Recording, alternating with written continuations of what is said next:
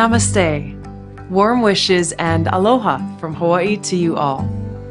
I'm deeply honored to have been invited to join you in this glorious celebration of the appearance of the Bhagavad-Gita.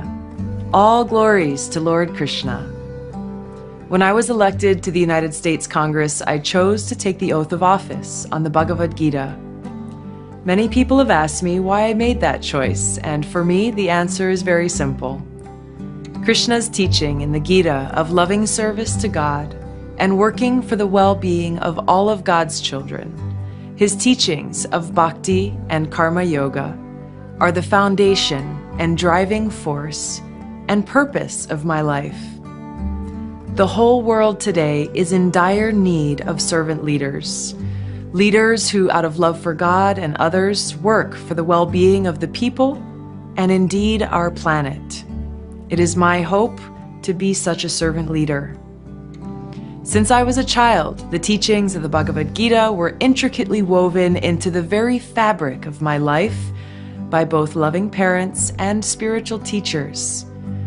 The soothing, enlightening, and beautiful words spoken by Sri Krishna in the Gita became an inseparable part of my everyday life. The Gita has been a tremendous source of inner peace and strength through many tough periods of my life, like while I was deployed serving my country in uniform in the Middle East, where I was surrounded by death and turmoil.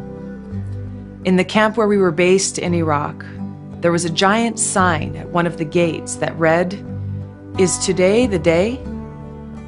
That sign was a constant reminder to me and to all of us that today could be the day that I leave this world. Seeing friends of mine, as well as people who I didn't know personally, killed in combat and the destruction caused by war, reminded me of the temporary nature of these bodies. This allowed me to remember and contemplate upon the truth of my identity and to hold the Lord close to my heart. Some verses in the Gita that I turned to during these difficult times were, "That which pervades the entire body you should know to be indestructible.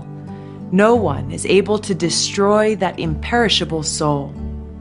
The soul can never be cut into pieces by any weapon, nor burned by fire, nor moistened by water, nor withered by the wind." In the midst of the hell that is war, I found great comfort and shelter in the Bhagavad Gita's message of the eternality of the soul and God's unconditional love. The Bhagavad Gita is not just a scripture for Indians or Hindus. It's a scripture for all of mankind. Its transcendental message is now being appreciated by millions of people of all nationalities all over the world. The Gita does not call for conversion from one faith to another. It transcends sectarianism. The Bhagavad Gita is relevant to all of us because it answers the deepest questions of life. No matter what our ethnicity, race, or caste, no matter what our gender, age, economic status, or education, every single one of us wants and needs to know the answers to the questions, who am I? What is the purpose of my life? Where can I find true happiness? And what is death? In the Bhagavad Gita, Lord Krishna gives us the answers to these questions.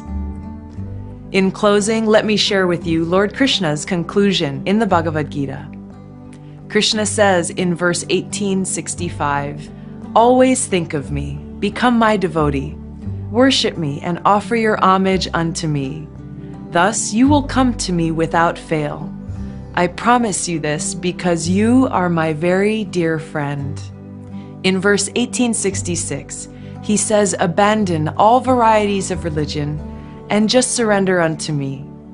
I shall deliver you from all sinful reaction.